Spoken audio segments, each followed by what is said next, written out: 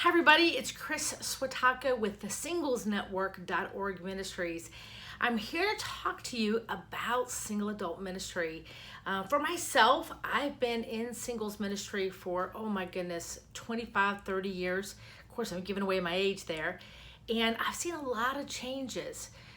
Since it started way back in the 80s and the 90s, singles ministry was much larger. A lot of people today complain and say, what happened to the good old days? What happened when singles ministry was huge, and why isn't it that way today? Well, singles ministry has changed, just like our culture has changed. A lot of it has to do with what's going on around us, from social media to online dating to churches that are now a lot of movie theater churches is what I call them, where they don't have Sunday school anymore, which really hurts singles ministry, because a lot of churches that do have Sunday school more than likely have a class for single adults. Of course, defining single adults has changed as well. When I was young, everyone was single. But today, you can be a divorced single, a single parent, a young adult, a widowed single. And so because of all those different factors, it has affected singles ministry. There's been a lot of struggles within churches as well, because in 2,000 years, the church is still led by a married man, average age 45, with 2 kids. And because that is what it is, and the congregation's changed, there's still a focus primarily towards the traditional family, even though the family has completely changed. So what do? How do we go about reaching singles today? How do we deal with the changes? How do we work with our churches? How do we talk to our pastors? How do we help them understand who we are and who we're not? Something that I do as I travel around the country is I always say to everyone, single adults, we don't have leprosy, and we don't rub off on married people. There's a lot of confusion on who single adults are.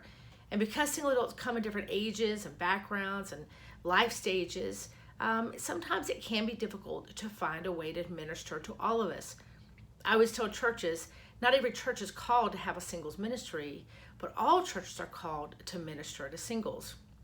If you go to my website, it's thesinglesnetwork.org, thesinglesnetwork.org. You will find a ton of resources on how to start your singles ministry, grow it, build leaders. How do you deal with those that are difficult in our ministries? How do you deal with pastors that don't understand? How do you come up with maybe fun things to do for singles? What about Bible studies? What about other resources? Websites, maybe single parent ministries and divorce care ministries, grief ministries. All of that is on the website. It's actually the largest website for single adult ministry in the world. And I'd encourage you to go to it and check it out. So today we're going to talk about, how do I minister to singles? How do I reach those singles? What do I need to do as a church, as a community? Where do I start? Well, there are different ways that you can do singles ministry today. Some of it is within the church itself. It could be a Sunday school base, as we've talked about before. You have to define whether you're going to be young singles, that's the 20-somethings, 30s to mid-40s, which is the age group that is missing everywhere, or you're going to be 35, 45 plus. Today, a lot of churches will say they're singles, but it's really 50 plus. And so those in-betweens are the ones we're missing. Pretty much everywhere I travel in the world, that median age single adult is the missing demographic. Why? I don't have specific reasons other than older singles, when they hear the name single, they'll come to singles events. Young singles say, well, we're not single, we're just young adults. And so what happens is you've got those that are caught in between. They're older than the young ones, so they know, well, I'm not them. I'm not living at home still. I have a house, I have a job, but yet I'm not those older singles either. And they really don't want to go to church with their mom or their grandmother, And so we have this huge group of single adults that are amazing. They have the most flexible use of their time and money, but they are typically the least reached in the church. And then we have the other demographic, which is the single parent, primarily single women, single mothers, although those babies didn't make themselves. And yet there's a ton of single dads out there, but nobody is reaching them except for 1 or 2. One of my good friends is Matt Haviland with A Father's Walk. He is working very hard to reach single dads because he knows they're out there. and he knows they need ministry as well. So how do you go about reaching this diverse demographic? Where do you start? Well, like I said before, you could start within the church and identify who is in our church. Who can we reach in our church? Who's already coming? You can go through your database and try to figure out who are the single adults, what are their ages. One of the things that I love to do is I love to just greet on Sunday morning and look for those that are single.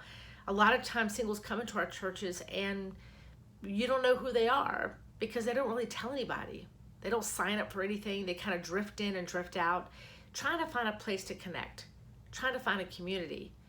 There's a pastor that I like to work with at First Baptist in Houston, Don Mutton, who says and describes that singles come together.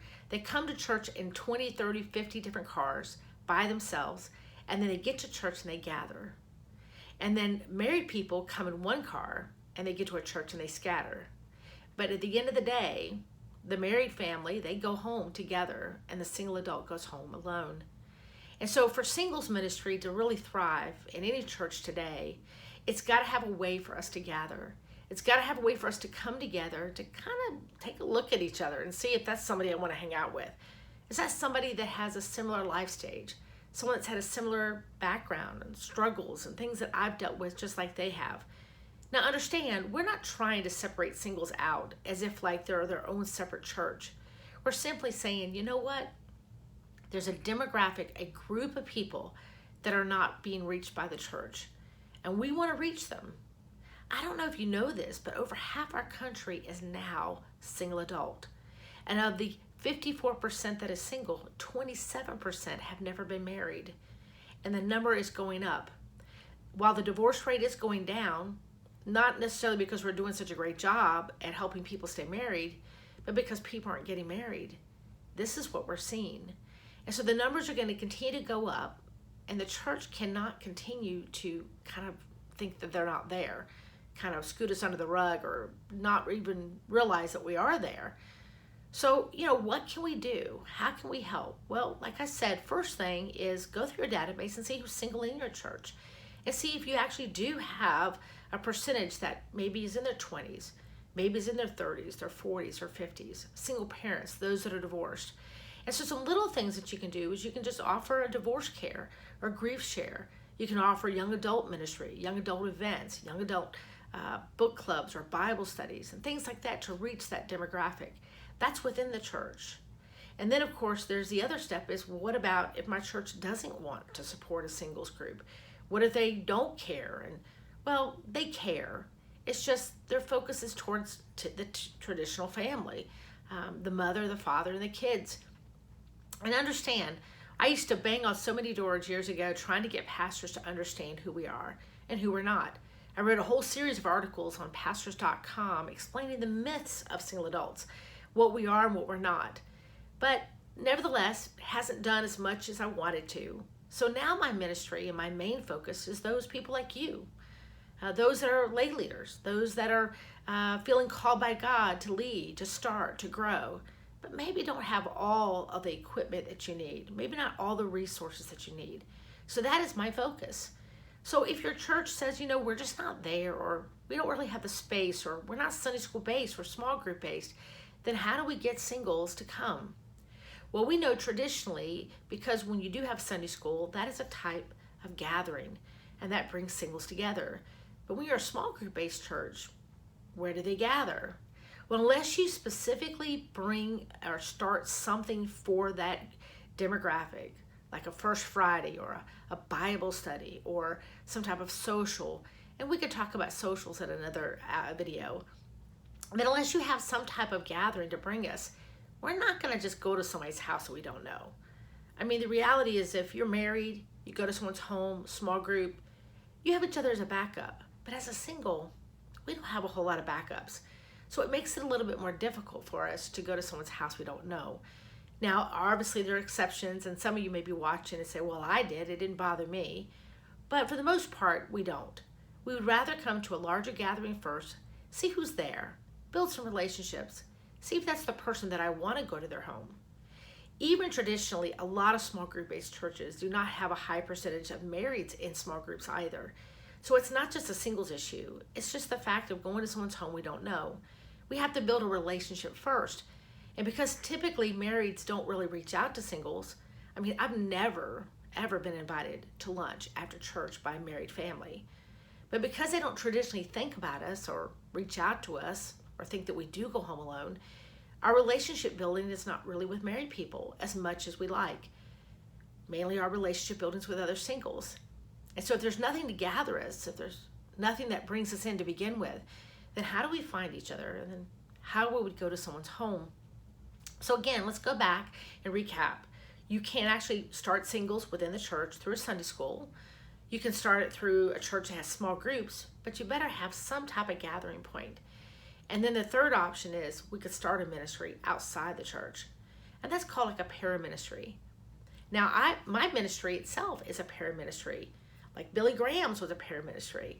You know, all of these types of organizations, Campus Crusade for Life, Cru, which I used to be a Cru ministry years ago, are all para-ministries. And while they're very good and we need them, singles ministry as a para-ministry, it can be good or bad. Because one of the things is you have no covering, you have no protection. So you don't know who's coming in, you don't know their background, you don't know their situation, you have no way to really protect your ministry, you have no insurance, nothing that could cover if something were to happen. So you have to think about that if you feel really called to do singles, but maybe your church isn't supporting you. One of my greatest resources that I love to promote is called Meetup.com. Meetup is an app. It's spreading like crazy. It's wonderful. It's just an app that allows people to connect and meet up. So whether you like to, crochet, or whether you like to bowl, or whether you like singles ministry, you can have a group, name it anything you want to, and you can gather people to join your group. You set the parameters, you set the application for each person. But what I love about Meetup is no matter what city you live in, you can find a Meetup that typically has single adults in it that are Christian. And so it's growing bigger and bigger. I do ministry in England, and we're seeing them in England all over the place, mainly because we've got areas that don't really have singles ministry. Churches that have stopped doing singles ministry for whatever reasons, they've chosen that. And so Meetup is a great tool that allows you to do something citywide and gather hundreds of names in it because, people join it, but not everybody goes to every event. But you can do just about anything you want to as far as creativity, Bible studies, socials, walks, hikes, biking. But it's a great way to bring singles together, to gather them, to connect them. And then from that, you yourself could promote your church and get them into a church. Understand, singles ministry is not the end in the church. It is simply a gateway. It is simply a place for singles to come through in order to be a part of the whole church. We want singles to be a part of the whole church. We want them to serve and watch 3-year-olds. We want them to greet. We want them to serve on finance committees. And we want them to even teach in the pulpit if God would call them there and the church would open that opportunity. I always say, would Jesus been allowed to speak in the pulpit? He was single and is single. So be thinking about some of those things. What kind of ministry do I want to be? Do I want to be a ministry within the church? Would my church be open to having a single Sunday school class? What about maybe a singles gathering once in a while? Even if we don't have Sunday school, would they be open to having a Bible study at the church, preferably for singles at the start? Maybe they would prefer to have a small group at someone's home. But again, you need that gathering. Or am I being called to do singles ministry outside my church in a para organization where we have our own Bible studies wherever, and maybe even in a smaller church down the road that's not even close to your large church, but you could have it at another church that is open to having you have their ministry there. So those are just a few ideas that kind of get you started, get you thinking. But you definitely need to go to your database and say, what do I have? Who's coming? And then start talking to some of your friends and start deciding, is this really where God has called us? Or do we just need something to do on a Friday night? That's definitely not the reason to start singles ministry. We'll talk more about that in another video and actually how to begin the process and what it looks like. This is Kris Swiatocho with the singlesnetwork.org Ministries.